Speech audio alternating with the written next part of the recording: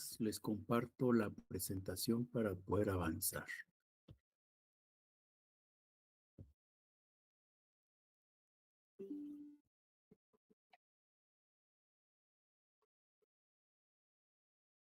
Pues hemos hablado de la sucesión en Roma, hemos dicho que la sucesión estuvo regulada en el Jus Civile y en el Jus Honorarium, que en el Jus Civile se reconoció que habían solamente dos, la sucesión legítima o sucesión testamentaria, que se podía dar una u otra, pero no ambas a la vez, ¿verdad? Mientras que en el Jus Honorarium señalamos que existían las sine tabulas, las secundum tabulas y las contratábulas, eh, y que podía darse solamente una de tres también. No es posible una combinación, sino una de tres. Hoy vamos a hablar de la que en el Jus Civile sería la sucesión legítima o de la que en el Jus Honorarium se entiende por la sucesión sine tabulas. Entonces, vamos a avanzar. Solo voy a ver algo acá.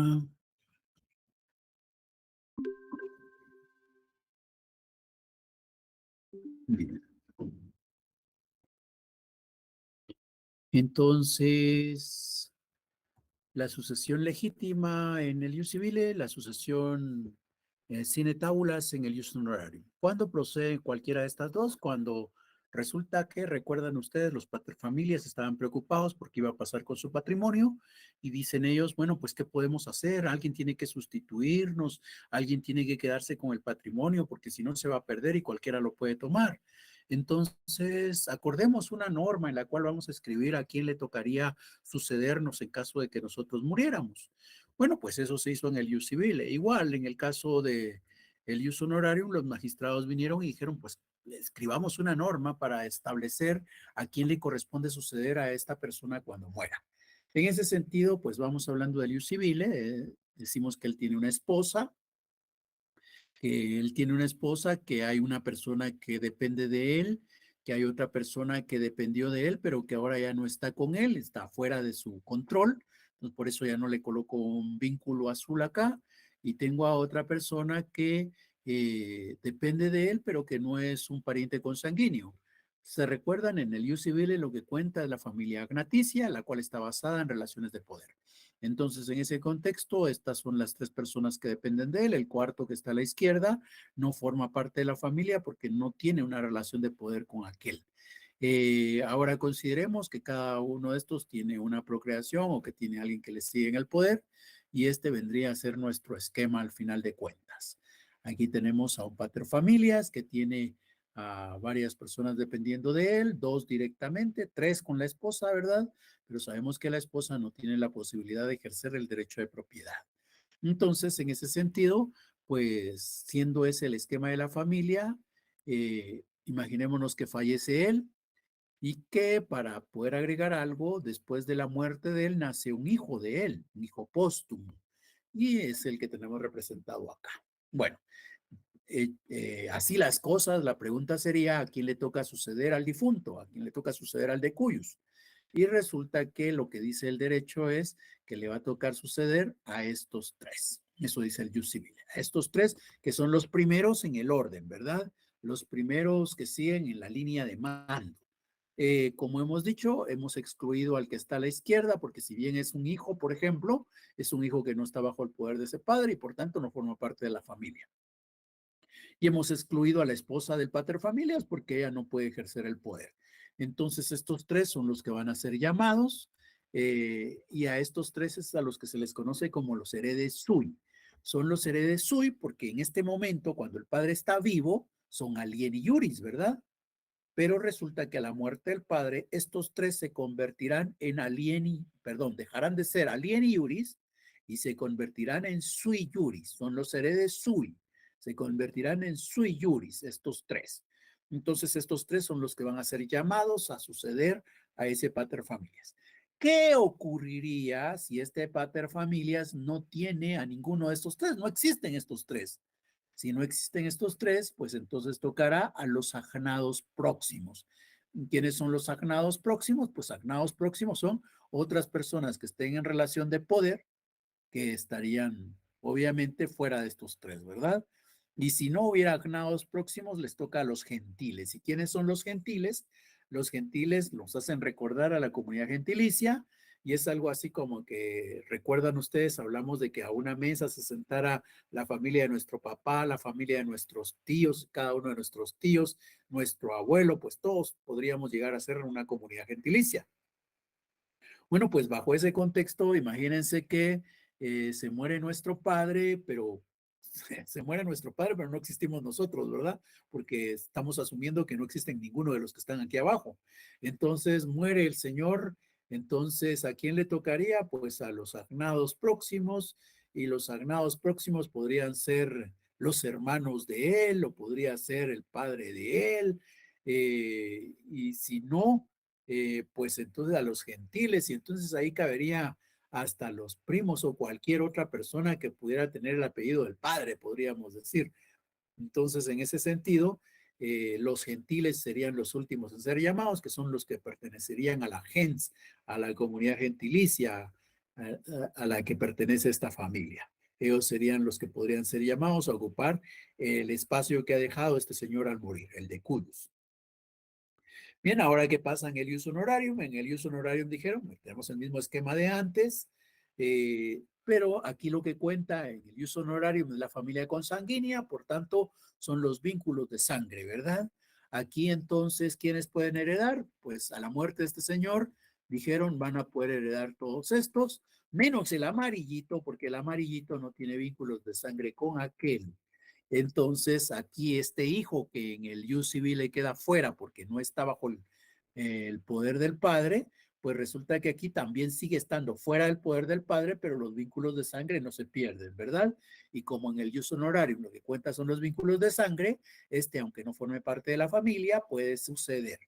De igual manera tenemos al otro, los hemos identificado con la H para mostrar que son hijos o que son hermanos entre ellos, ¿verdad? Diferente a los números que utilizamos antes, porque aquí sí cuenta la sangre, mientras que en el anterior, en el ius civile, lo que cuenta son las relaciones de poder.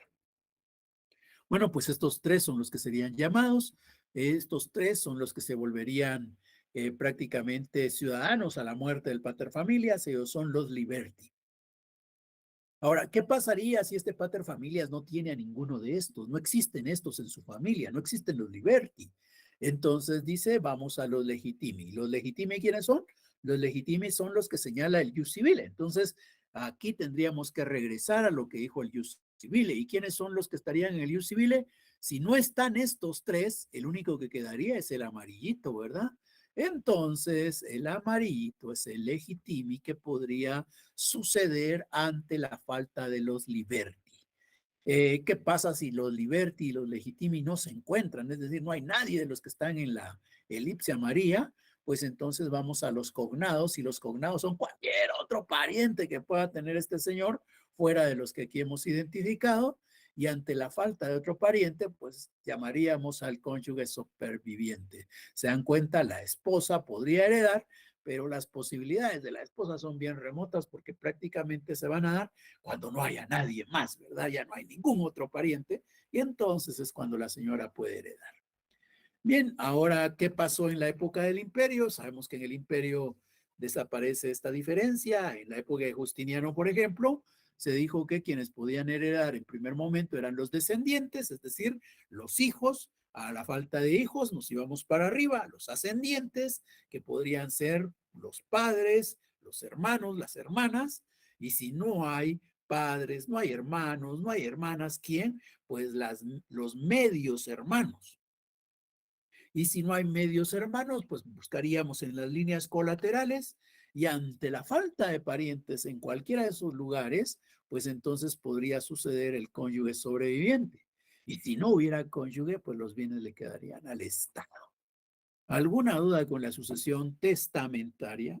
Perdón, legítima o sine tabulas.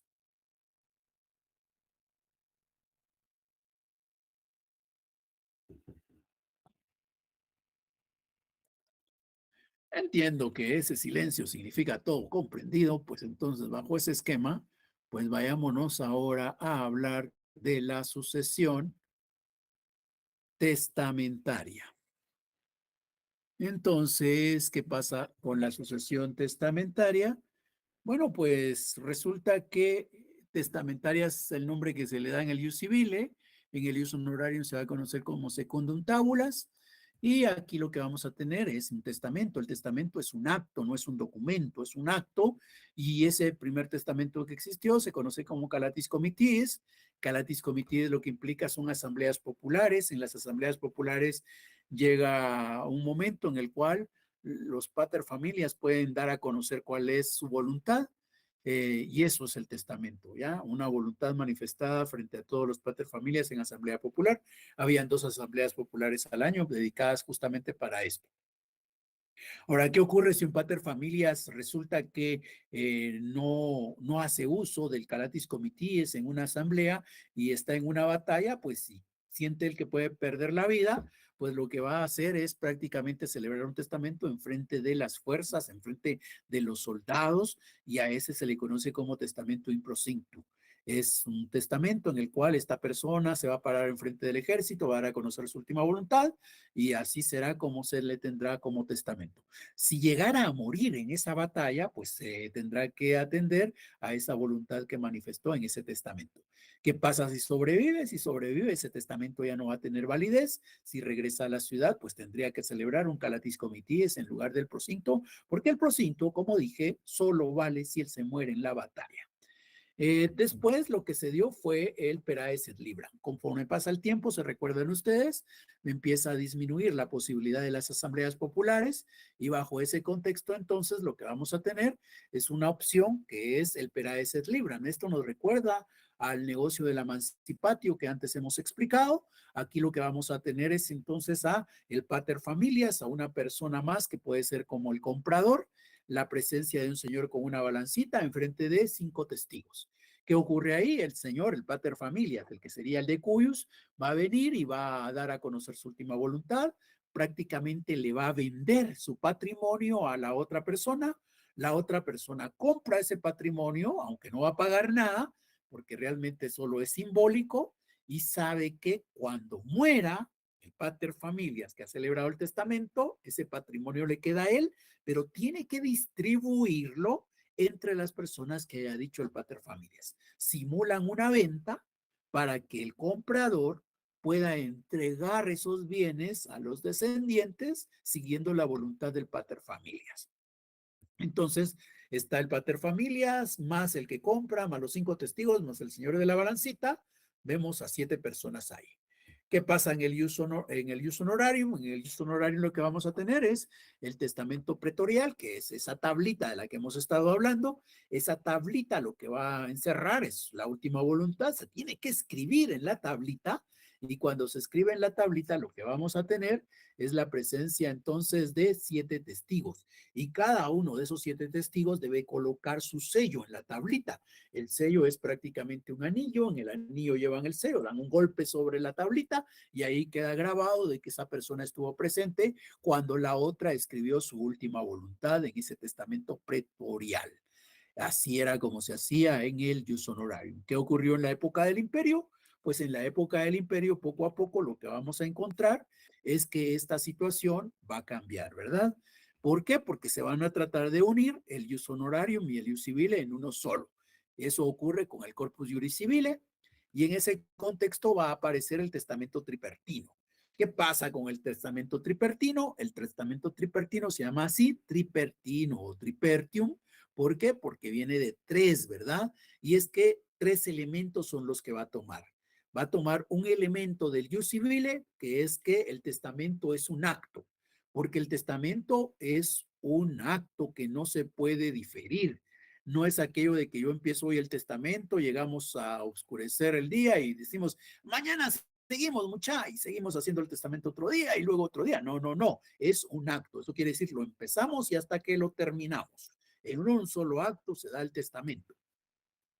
Eso se tomó del jus civile en, el, en la época del imperio, y del otro lado pues se tomó el hecho de los 7 testigos y los sellos. Entonces, ahora, ¿qué es lo que implica? Que se va a celebrar el testamento en un acto, pero ahora sí se va a documentar, no como antes. Antes en el jus civile era el acto propiamente sin ningún escrito, y el jus honorarium era un documento. Ahora no, ahora es un acto que se documenta, eso es el testamento. Se celebra en un solo acto, van a haber otra vez 7 testigos y cada testigo coloca su sello en el documento respectivo.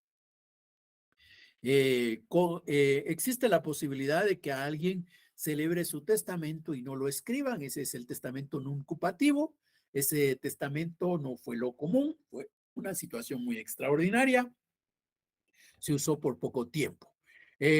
Luego tenemos el testamento público, se llama público porque va a existir la participación de un representante del Estado. ¿Cómo va a ser esto? Pues puede ser que yo venga y escriba mi testamento y lleve mi tablita ante un magistrado para que él la conserve, la guarde, la custodie. Ese es un testamento público. Público porque participa el Estado. También puede ser que yo venga y vaya a la oficina del magistrado y le diga, magistrado, mire, yo quiero hacer mi testamento, él va a tomar nota y luego va a guardar eso y ese es el testamento público. El testamento público implica la participación de un magistrado, de un oficial, de un representante del Estado, de una autoridad, ¿ya? Y luego hubo otros testamentos que se conocieron como especiales.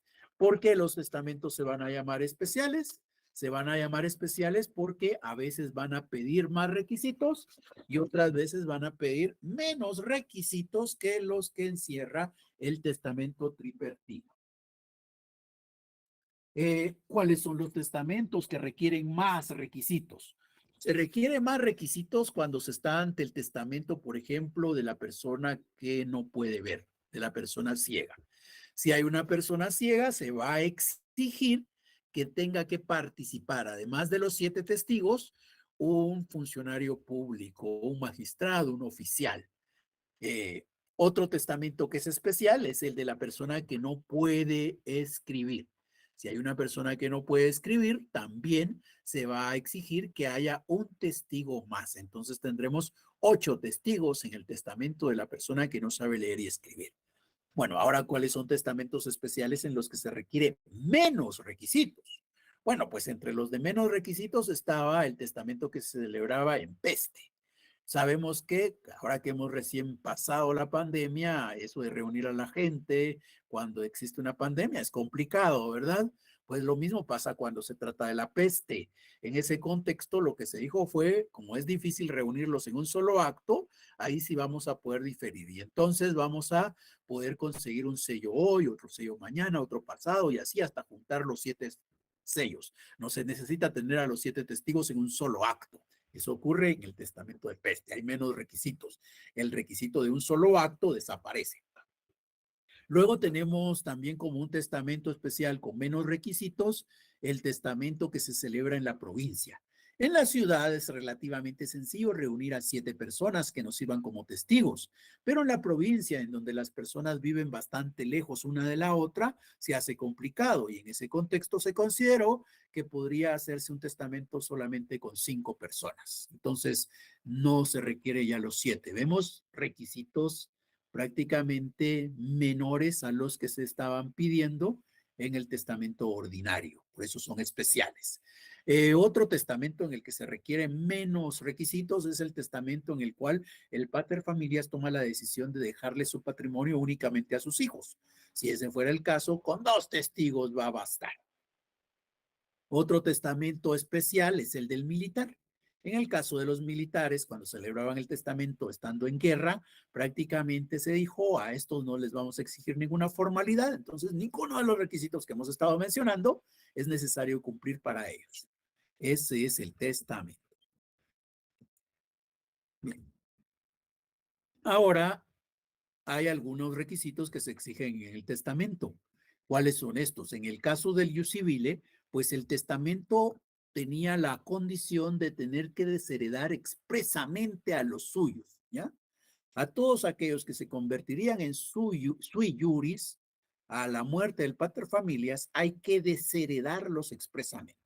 Y regreso entonces a la diapositiva anterior para que se recuerden quiénes son los que deberían de ser desheredados expresamente. Si este señor que tengo acá hace un testamento, si este señor hace un testamento, pues tiene que desheredar a esto.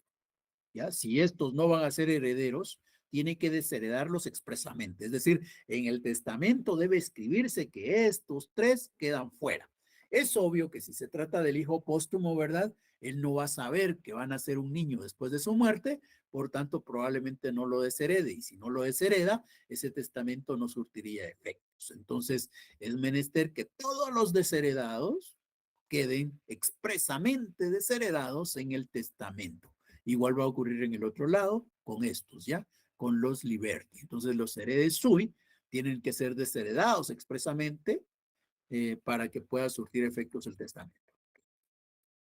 Entonces, esa es una condición. Si no se cumple con esa condición, el testamento no surte efectos. Igual, como decíamos, en el testamento pretorial, pues hay que desheredar expresamente a los liberti. Otra vez, aquellos que se convertirían en ciudadanos romanos a la muerte del pater familias. Deben desheredarse expresamente. En la época del imperio se agregó un requisito más, el officium pietatis. ¿En qué consiste este? Este es un deber que se va a tener por parte del pater familias con la familia. Lo que ocurre es que en la época del ius civile y del ius honorarium, el pater familias podía tomar la decisión de dejarle su patrimonio a cualquiera, a un extraño incluso, a alguien que no era de la familia. Pero imagínense si el papá de ustedes toma la decisión de dejarle el patrimonio a alguien que ustedes no conocen, pues esa persona va a recibir todo, ¿verdad? Pero ¿y ustedes qué? ¿Con qué van a vivir si no tienen nada? Bueno, pues entonces ese fue el problema. Dijeron los romanos, no es justo que el pater familias le deje el patrimonio a cualquiera y después resulte que sus herederos legítimos, los que se convertirían en sui juris a su muerte, se queden sin nada. Entonces, ¿qué es lo que vamos a hacer? Vamos a normarlo, vamos a obligarlo a tener que dejarle algo a su familia. Eso es el officium pietatis. Entonces, si un testamento no cumple con el officium pietatis, es un inoficioso testamento y por tanto no va a surtir efectos. ¿Y de cuánto es lo que había que dejarle a aquellos herederos? Bueno, pues dice en la época del imperio que la cuarta parte de lo que les tocaría es lo que debe quedarse. O sea, del patrimonio, la cuarta parte tiene que quedarle a los descendientes, a los sucesores legítimos. A ellos tiene que quedarles la cuarta parte. O sea, él es libre para decir a quién le deja su patrimonio, pero la cuarta parte no. Esa se la tiene que dejar a sus descendientes. Ya, esa cuarta parte no la puede tocar. Es obligatorio que lo deje. En la época de Justiniano esto fue aumentando. Se dijo que una tercera parte del patrimonio tenía que quedar si se trataba de cuatro o la mitad si se trataba de más. Entonces ya el pater familias tiene limitaciones, ya no puede decidir sobre todo su patrimonio. Hay una porción que obligatoriamente tiene que dejarle a su familia, el officium pietatis. Ahora, ¿puede desheredar en la época del imperio? Sí, puede desheredar también, pero ahora también ahí tenemos una limitación. Él solo puede desheredar si hay una causa para desheredar. Si la causa no existe, él no puede desheredar. Él no puede desheredar a su hijo porque así lo quiera. Solo lo puede desheredar si su hijo incurrió en una causal. ¿Y cuáles eran las causales para desheredar? Bueno, pues resulta que si alguien había atentado en contra de la vida del pater familias, ese podía ser desheredado. Si alguien había negándose a entregar el rescate del pater familias cuando había sido secuestrado, también podía ser desheredado. Si alguien había cometido adulterio con la esposa del pater familias, también podía ser desheredado. Entonces hay causales que dan lugar a que se pueda desheredar y solo si esas causales se presentan, el pater familias puede tomar la decisión de desheredar. Bien. Ahora, como hemos dicho, el testamento entonces es un acto que normalmente se documenta y que este testamento tiene un contenido. ¿Y cuál es su contenido? Pues algo que es clave es la institución de herederos. También puede incluir las manumisiones, los nombramientos de tutores y curadores, los fideicomisos, los legados y las donaciones mortis causa.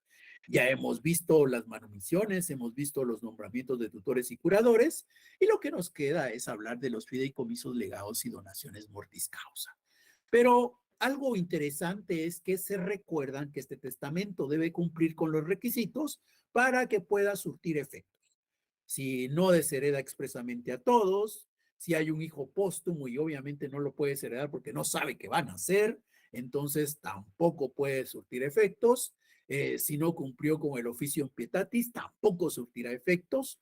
Entonces, los riesgos de que un testamento no se haya hecho bien son grandes.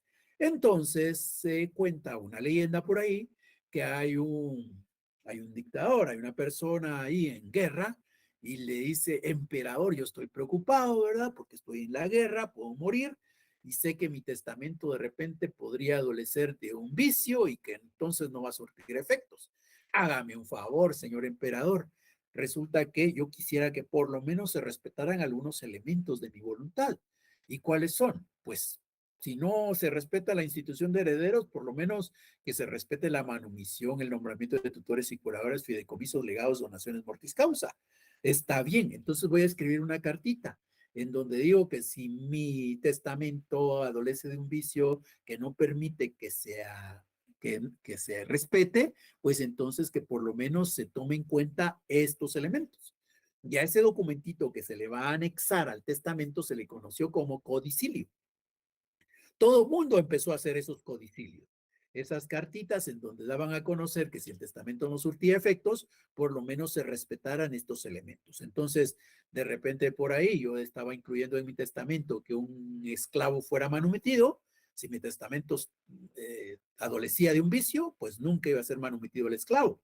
Pero si ahora, pues coloco en el codicilio que si mi testamento no surte efecto, se respete esa manumisión, pues dirían, ay, su testamento no sirve, tiene un error, pero no hay problema, aquí está el codicilio y en el codicilio dice que él quiere la manumisión, entonces respetemos el codicilio.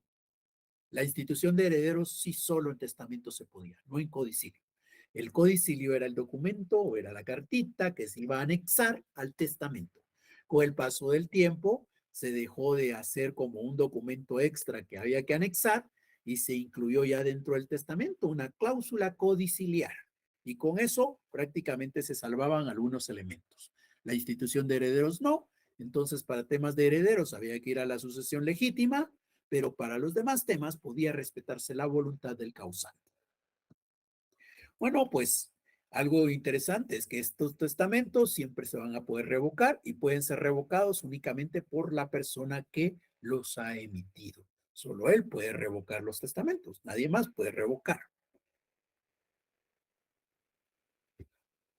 ¿Alguna duda?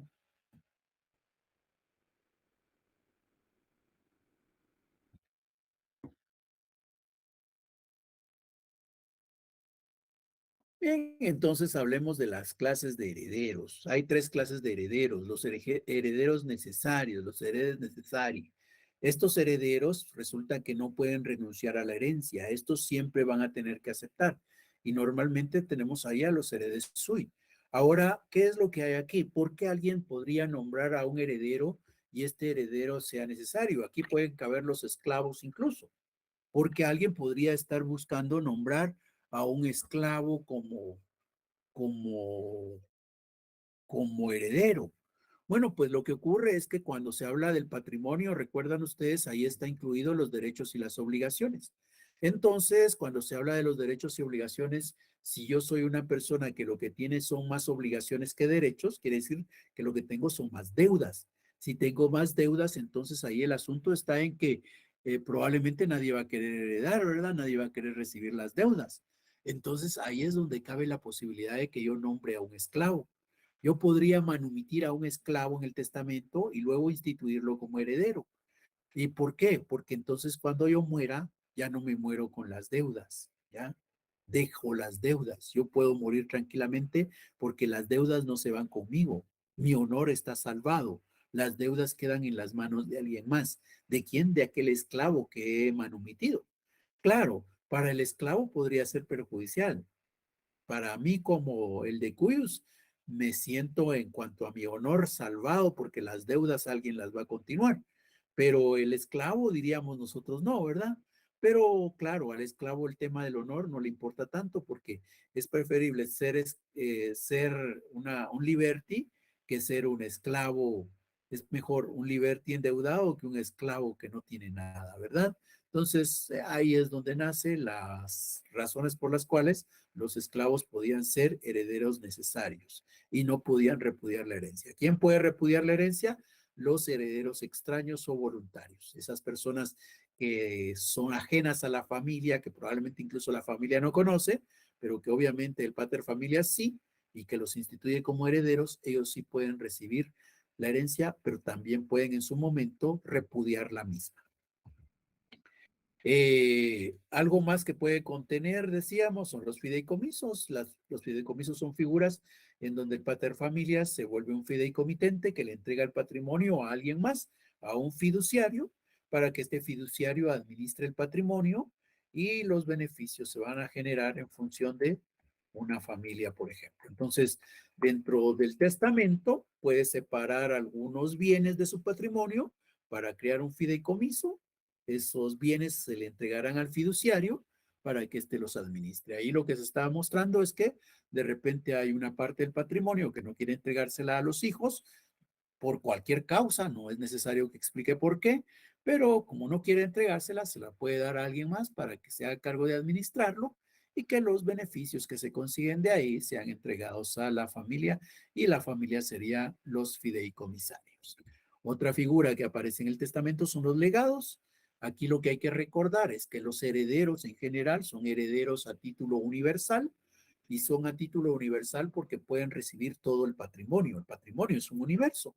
Entonces, puedo ser uno, pueden ser dos, pueden ser tres, no importa cuántos, pero todos van a recibir todo el patrimonio. Como todos reciben todo el patrimonio, son herederos universales. Pero así como puedo tener herederos universales, puedo tener legatarios. Los legatarios no heredan a título universal, sino a título particular, porque lo que hago es entregarle un bien únicamente. Entonces, le dejo una casa, le dejo un carro, le dejo un bien. Cuando eso estoy haciendo, no estoy dejándole mi patrimonio, le estoy dejando un bien. Entonces, eso es a título particular. Los legados son sucesiones a título particular, mientras que los herederos son sucesores a título universal. En cuanto a los legados, hay cuatro modalidades. La primera se conoce como legatum per vindicationem, es decir, legado vindicatorio. Y aquí lo que tengo es que yo soy el pater familia, tengo un patrimonio, y lo que hago es identificar dentro de mi patrimonio un bien que espero que le sea entregado a una persona. Esta persona que recibirá ese bien será el legatario y todo lo demás, todo el resto del patrimonio será entregado a este señor que está arriba. Él será mi heredero universal. Este será el sucesor a título particular. Tengo un sucesor a título universal, tengo un sucesor a título particular. Puede haber uno, puede haber dos, puede haber tres, no importa cuántas personas hayan, ahí pueden haber muchas. Pero en el ejemplo, en la diagramación, solo tengo uno para mostrar la situación. El otro elemento más que vale la pena resaltar de este vindicatorio es que los bienes que se pueden trasladar son solamente aquellos que forman parte de la propiedad adquiritaria. Ahora, el otro tipo de legado es el per damnatione, el legado damnatorio. En el legado damnatorio, pues está el pater familias otra vez, y el pater familias viene y va a entregar su patrimonio a una persona, ¿verdad? A un heredero universal. Pero viene y le dice, mira tú, te dejo a ti todo el patrimonio, pero me vas a hacer favor de entregarle un bien a esta otra persona. ¿Y ahora qué pasó? Ahí está. Entonces le vas a entregar a esta persona un bien. Ahora, ese bien, ¿dónde está? Ese bien puede estar en el patrimonio que yo estoy dejando. Puede estar en el patrimonio de la persona que estoy instituyendo como heredero. O puede ser que no esté en ninguno de ellos, que esté en un tercero, no importa. Aquí la obligación es de este señor de tener que darle ese bien al legatario. Y puede ser que incluso sea de su propio patrimonio, del patrimonio que va a recibir o de un patrimonio de un tercero. Él tendrá que conseguir ese bien, es decir, tendrá que comprar ese bien para entregárselo a esa persona o tendrá que cederle ese bien que tiene en su patrimonio o simplemente trasladarlo. Entonces, ese es el de legado per damnatio. Entonces, se dan cuenta, aquí la diferencia está en que aparece el heredero universal como un intermediario que tiene que conseguir el bien para entregárselo al legatario. mientras que arriba no, el legatario llegaba y tomaba el bien del patrimonio. Entonces ahí están las diferencias. Ahora vemos un tercero que es el de precepción. En el legado de precepción lo que vamos a tener es una imagen muy parecida a la de arriba. Hay un heredero universal, hay un legatario. La diferencia está en que en el de arriba yo dije que bien tenían que entregarle al legatario y ahora pues le doy la libertad al legatario de poder ir él y escoger el bien que quiera de mi patrimonio. Entonces, este es el legado per damnationem. ¿Se dan cuenta? Se parece mucho el de abajo con el de arriba. Luego, la cuarta modalidad, pero antes, otra diferencia con el de arriba es que el de arriba es para la propia quiritaria, el de abajo para la bonitaria. El legado sin endimodo, que es la cuarta modalidad, pues aquí lo que tengo es muy parecido al de arriba, ¿se dan cuenta? Yo le doy mi patrimonio a un heredero universal, este heredero instituido va a recibir el patrimonio, pero ahora lo que hago es decirle, te doy este patrimonio, pero vas a tener que permitir, vas a tener que tolerar. Entonces es un legado de permisión, entonces vas a tener que permitir, vas a tener que tolerar que aquel haga algo sobre ese patrimonio. Por ejemplo, puedo estar dejando una finca y le digo, te dejo la finca, pero esta finca va a tener una servidumbre y esa servidumbre es algo que vas a tener que tolerar, que vas a tener que permitir, y es lo que le estoy dejando como legado a esta persona. Entonces, estos son los legados. Los legados tienen esa ventaja de que te están dejando bienes y no te están dejando obligaciones. A veces es preferible ser un legatario que ser un heredero universal. Si en el patrimonio de la persona que yo voy a suceder lo que pesan son más las deudas, voy a preferir ser un legatario que ser un heredero universal. Ahora, si el patrimonio está lleno de bienes, de repente preferiría ser un heredero universal que ser un legatario, ¿verdad? Bueno, ahora les dejo de tarea investigar cuáles son las limitaciones que van a existir en el derecho romano para los legados. Y seguimos avanzando. Eh, Se dan cuenta que los dos de abajo se parecen a los dos de arriba. Entonces, eso fue lo que hizo que en el derecho romano, poco a poco, los dos de abajo fueran a integrarse a los de arriba. Poco a poco fueron desapareciendo estos dos de abajo y se fueron reconociendo únicamente los dos de arriba. Finalmente, fueron entonces los que prevalecieron el legatum perpendicationem y el legatum per damnationem. Y finalmente, pues lo que teníamos que el testamento podía incluir eran las donaciones mortis causa.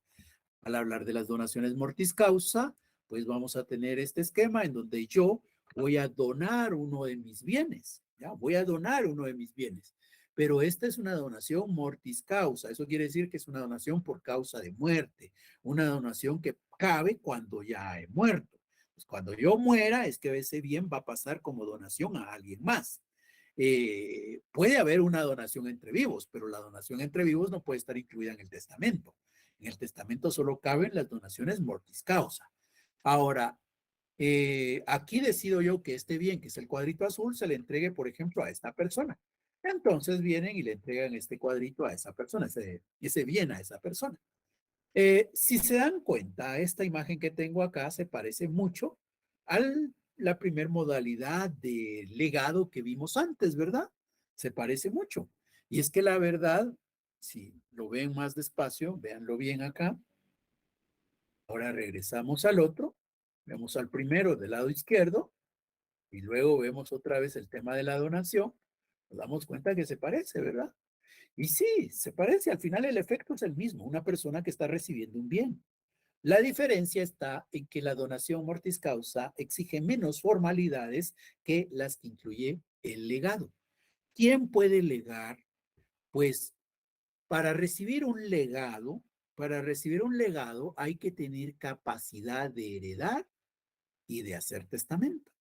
Solo el que tiene la capacidad como para hacer testamento o para ser heredero puede ser legatario.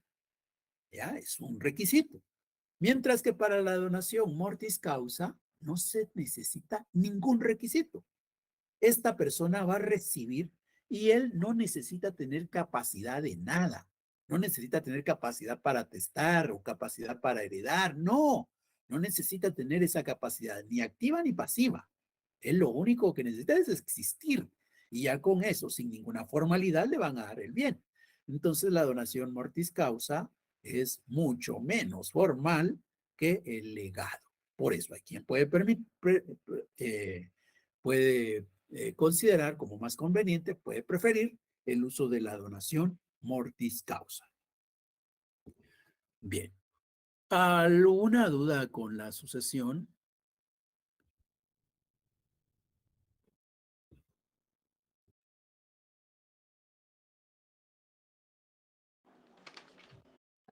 Por el momento creo que no, licenciado. Bueno, entonces, muchas gracias por la atención. Estamos concluyendo nuestra cuarta unidad y nos queda pendiente únicamente la quinta.